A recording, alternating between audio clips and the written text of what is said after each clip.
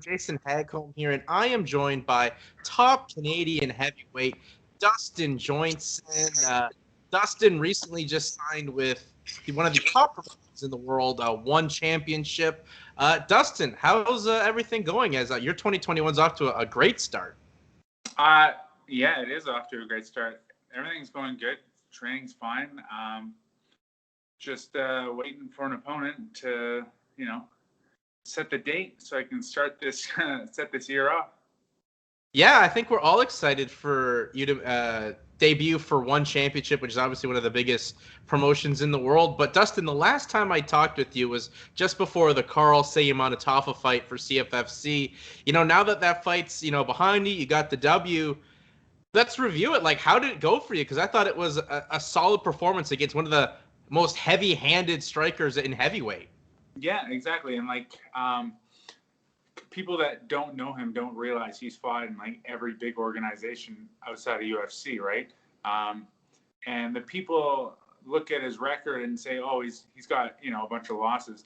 But if you look at the people who's losing to, they're high-level guys. Their records are all 9-0, 15-2, whatever. They're coming off PFL. They're coming off Bellator. Losing to Matt Mitrione. And in that fight, he basically knocked Matt Mitrione out anyways. I don't know why he didn't follow up with some punches. That fight easily could have been stopped within another 2 seconds.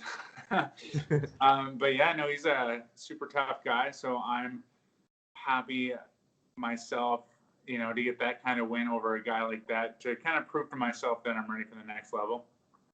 Yeah, what was the experience like with CFFC, getting your face back out there on a UFC Fight Pass platform, which is obviously for one of the bigger organizations on the regional side, statewise? It was all right. Fighting in the 2300 building in Philly was pretty awesome. I know, as we were talking about before, yeah, where ECW was broadcast, so that was kind of cool. Everything was pretty smooth. Transition, a lot of flights out there because trying to save money and costs for flights. But I'm hoping with one championship that's not an issue, because I had to take 5 flights home just to get to Victoria.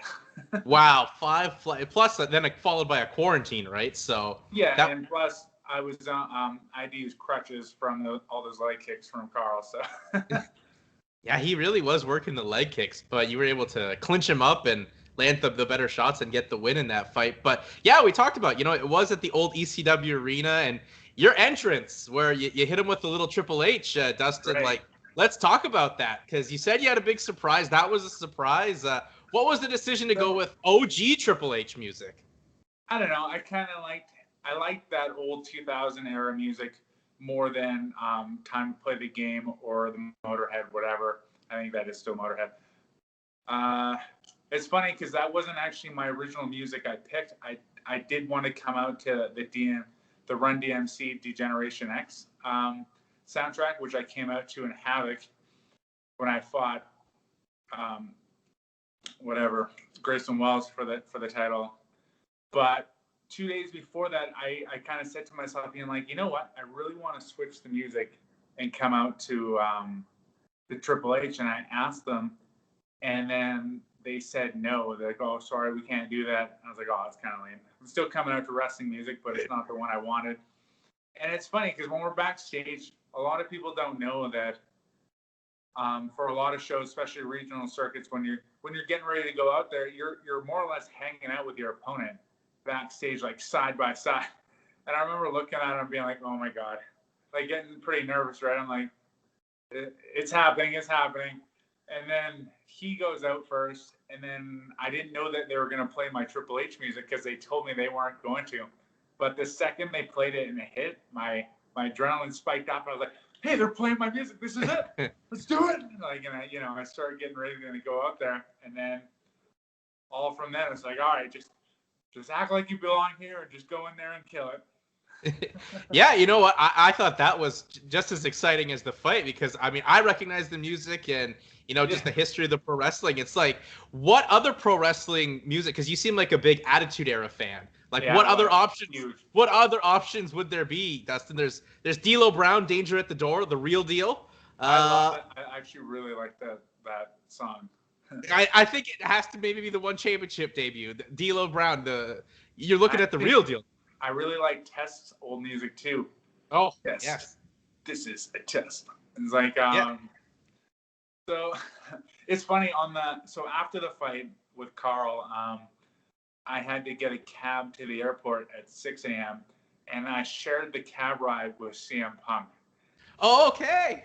And it was pretty funny because like I didn't fully know it was him, and I know his name's Phil, and we're all wearing masks and stuff for the whole COVID thing. So I asked him, it's like, hey, I'm like, what's your name again? So like, oh, Phil. I'm like, you were the ring announcer? Because I knew CM Punk was like there, Yeah. saying like, yeah, I was. I'm like, you fought in the UFC, right? He's like, yeah, I did. I'm like, all right. Well, I'm like, oh yeah, it's him. So then there we started talking, and I asked him like, did you recognize my music? He's like, I didn't. I didn't recognize your music at first. I'm like, you're a wrestler, you didn't recognize my music? Come on. Well, maybe that's just old feelings against old Triple H there. Yeah. Things didn't really seem to work out there, where he was purposely trying to deny it. You could have Yeah, no, picked some ECW themes, maybe Tommy Dreamer's or Rob Van Dam's old ECW theme. But if you're an attitude, much ECW back in the day. It was kind of like, I don't think they played it on the cable, or at least I didn't know how to watch it when I was a kid. So oh, it was on like beyond hours of the night until they got on like TNN, which ended up being yeah, Spike TV. Then that's where most people got it. But yeah, I thought that was cool, and that's kind of cool. You finally got to ride the cab with CM Punk. I was yeah, gonna wonder, did you get a chance to talk with him? Because I know obviously yeah. We you're did. focused on the fight. I made sure to talk with him in the cab ride. We talked about lots of things. He was actually asking me about places outside the UFC, like where I'd like to go if I'd like to fight for Bellator, stuff like that. And I was like, yeah, I want to go the next level, whichever one's next. Put me in there, coach. Well, and that's exactly where your career's gone. You signed with one championship. You're still waiting on an opponent to make your debut. But how did this come about, Dustin? Because I think a lot of people were really excited for you because you said you were really looking for the UFC. But if UFC wasn't available, one championship's obviously the next big platform for you. Yeah, like UFC, I really wanted, and not for the reason people might think. Honestly, one of the big reasons I wanted UFC was I kind of just wanted to have my name printed on some shorts. I wanted to look the part. Look like, yeah, I'm a fighter now. I got my name on some shorts. I got a sweater with my name on it. But whatever. Like, I know UFC is not the end-all, be-all for MMA, and I know there's lots of big organizations out there. And I've always liked one, and I just heard they weren't really big on signing people from North America. So when I got the offer, like, hey, how do you feel about one championship? And this was 2 weeks before Christmas. I was like, yeah, I love it. Is that an option? Because if it is, let's try and pursue it. And yeah, next thing you know, 2 weeks later, finalized the deal, signed everything, was perfect.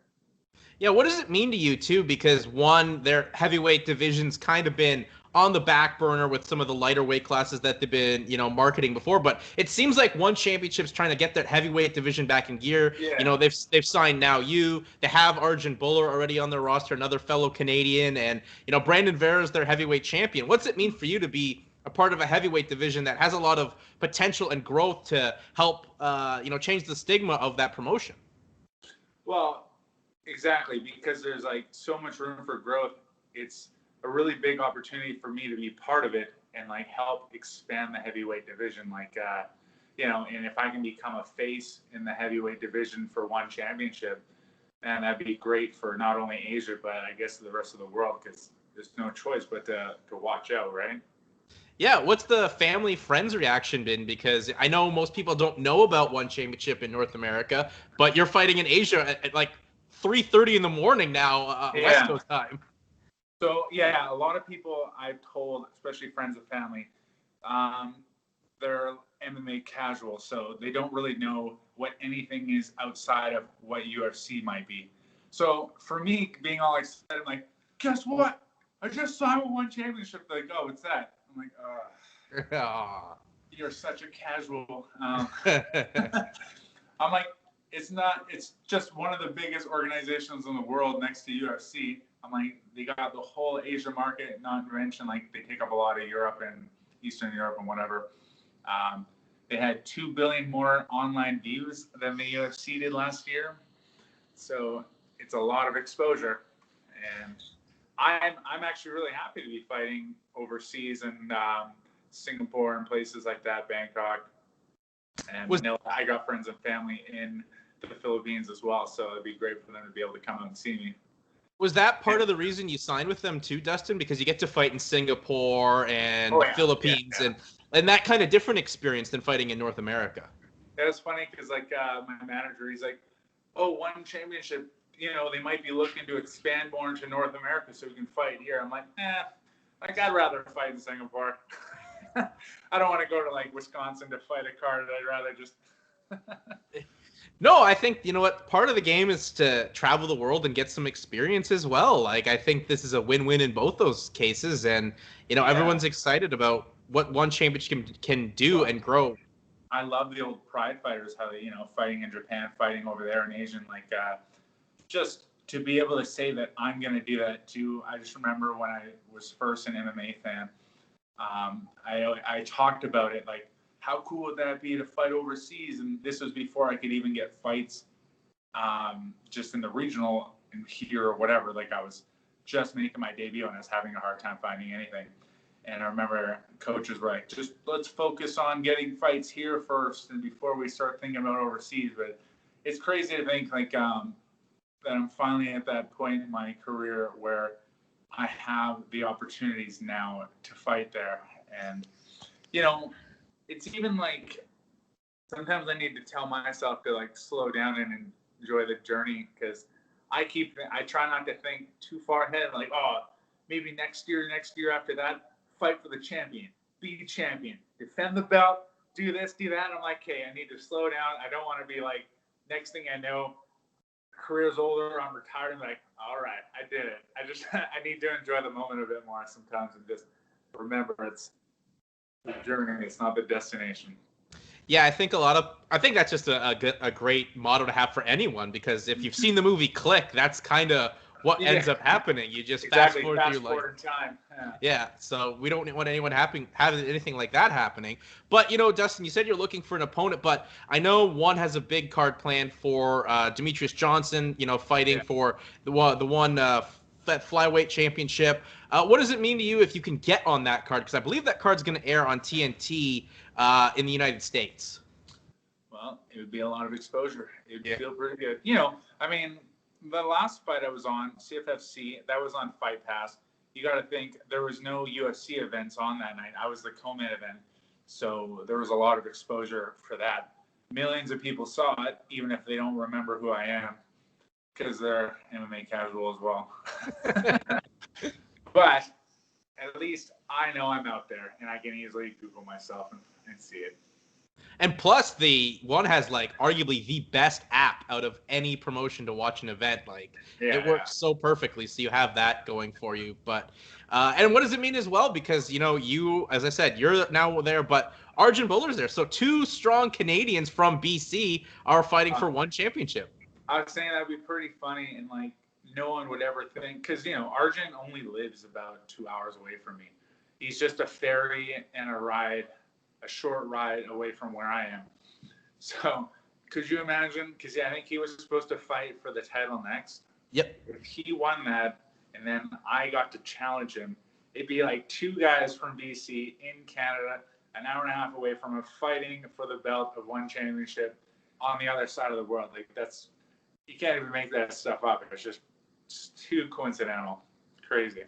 That would be a really cool story, obviously, for Canadian MMA on that side of the thing. But if MMA ever had tag teams, you guys could be a sweet Canadian tag team from BC. Yeah, let's do it. So that'd be a lot of fun. Well, Dustin, thanks for your time, and we're all excited for you for when you make this one championship debut. Hopefully, you get an opponent soon enough. But we're all excited for you, and plug yourself out there on social media where people can find you, because we see you've been putting a lot of hard work in. Yeah, before I do that, I mean, if it doesn't happen February 26th or whatever it's supposed to, people need to know they have they average 2 to 3 fight cards a month. Yeah. So, if it doesn't happen February, happen March. If not March, whatever. I'm always going to be ready. I'm always going to be looking. So hopefully now I'll have a lot more opportunity to kind of get myself out there to be a bit more active. But other than that, check me out on Instagram. I don't know what my handle is. Just look up Dustin Joynson MMA. Same with Facebook. I think I'm under Johnson. Whatever.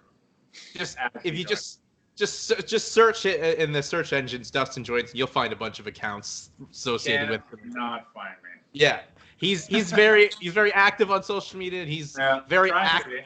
Yeah, he's very active on social media. He's very active right now in the realm of mixed martial arts, and we're looking forward to his one championship debut, hopefully early towards the end of the first quarter of 2021. Dustin, thanks for your time. Thank you so much.